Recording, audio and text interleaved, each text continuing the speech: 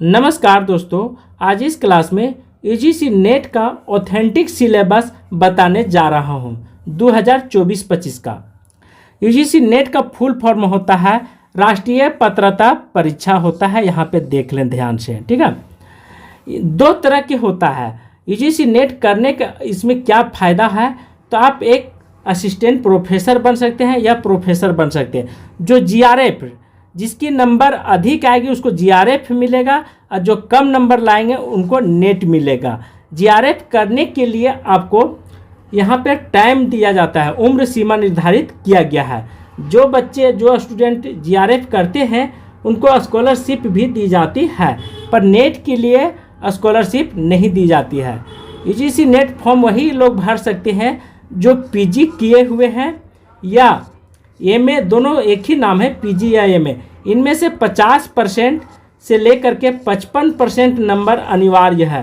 यदि उससे अधिक है तो दिक्कत नहीं, लेकिन 50% से कम है तो आप इस फॉर्म को फिलअप नहीं कर सकते हैं। यह 3 तरह से एग्जाम होती, कौन कौन होती है, तो व्याख्याता फिलोसफी होती है, कनिष्ठ शोध फिलोसफी होती है, श्यामा प्रसाद मुखर्जी फिलोसफी होती है।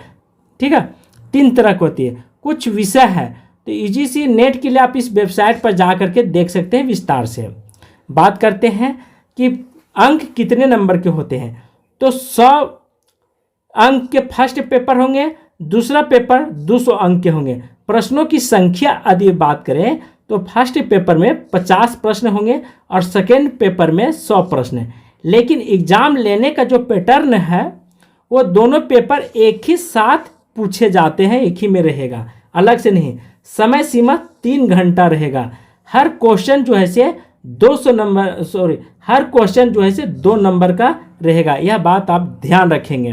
किसी भी हाल में सिलेबस को आपको माइंड में सेट करके रखना है, तभी आप इस फॉर्म को सक्सेसपूर्वक भर सकते हैं। अपने विषय से 100 वस्तुनिष्ठ प्रश्न होंगे। अपने विषय में जैसे को मैथ से है तो इंग्लिश से है तो आप जा करके उसका भी सिलेबस देख सकते हैं। उसी सिलेबस के अकॉर्डिंग आपको चलना है, अन्यथा बाद में फिर दिक्कत होगा।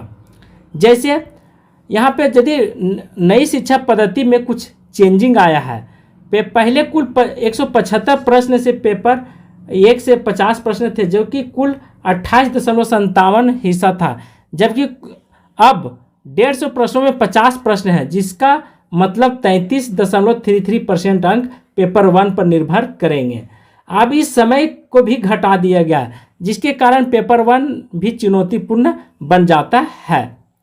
अब 2018 में आयोग ने 25 मई 1990 को आयोजित अपनी बैठक की परीक्षा को अभिकरण यूजीसी कमेटी की गठन करने का निर्णय लिया।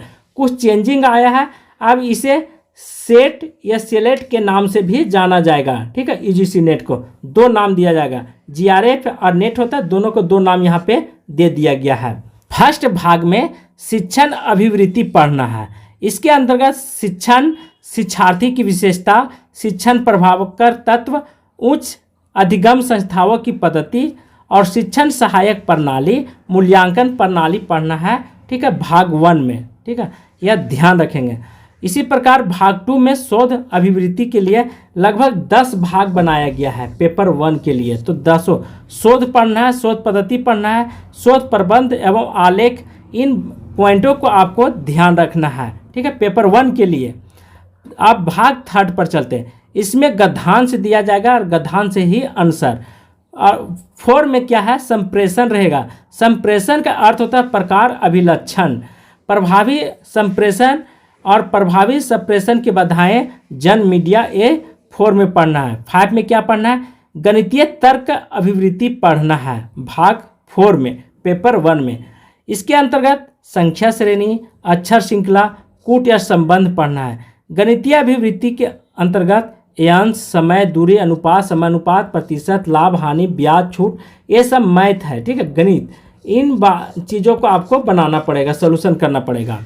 भाग 4 में युक्त तर्क है। युक्ति के ढांचे को बोध कराने, इसमें रीजनिंग टाइप के या अनौपचारिक कुछ दोष दिया जाएगा। युक्ति के प्रकार, इन पॉइंटों का आपको ध्यान रखना है। ठीक है, 6 में, 7 में और 6 में कुछ चीज़ें आ रहे हैं। वेन का आरेख पढ़ना, भारतीय तर्कशास्त्र पढ़ना, प्रमाण पढ़ना जिसके प्रत्यक्ष, अनुपात, अनुमान, उपमान, शब्द, अर्थापत्ति, ये सब ध्यान रखना है। 7 में क्या, आंकड़ों की व्याख्या पढ़ना है, आंकड़ों का स्रोत, प्राप्ति, वर्गीकरण, गुणात्मक, मात्रात्मक, चित्रवर्त, आंकड़ों की व्याख्या और आंकड़ों की सुशासन पढ़ना है। 8 में सूचना एवं संचार प्रौद्योगिकी ICT जो सामान्य, संक्षिप्त और शब्दावली पढ़ना है। इंटरनेट के बारे में जानकारी लेना है, ईमेल के बारे में, उस शिक्षा में डिजिटल क्या महत्व रखता है, ICT के बारे में भी ध्यान रखना। भाग 8 में 9 में लोक का विकास, पर्यावरण से क्वेश्चन यहाँ रहेंगे। इसके अंतर्गत विकास, पर्यावरण, मिलेनियम विकास, ठीक है, मानव पर्यावरण, पर्यावरण के मुद्दे, जलवायु परिवर्तन, मानव स्वास्थ्य, प्राकृतिक और ऊर्जा का स्रोत, प्राकृतिक जोखिम, पर्यावरण सम्मेलन, ये सब पॉइंटों को पढ़ना पड़ेगा 9 में। भाग 10 जो लास्ट है, इसमें उच्च शिक्षा प्रणाली, उच्च अधिगम प्रणाली को ध्यान रखना है। स्वतंत्रता के बाद भारत में उच्च शिक्षा अधिगम शोध का किस तरह से अंतर पड़ा है, क्या हुआ, भारत में प्राचार्य, व्यावसायिक, तकनीकी कौशल आधारित शिक्षा पढ़ना है। मूल्य शिक्षा, पर्यावरण पर ध्यान रखना है। नीतियाँ, सुशासन, राजनीतिक, प्रशासन, इन सभी टॉपिक को आपको अध्ययन करना पड़ेगा पेपर 1 में, ठीक है। तब आपका 50 नंबर क्लियर होगा। बहुत महत्वपूर्ण रखता है पेपर 1 और प्रत्येक 2-2 अंकों का होगा, ध्यान रखेंगे। हर क्वेश्चन जो है से 2 अंक का होगा।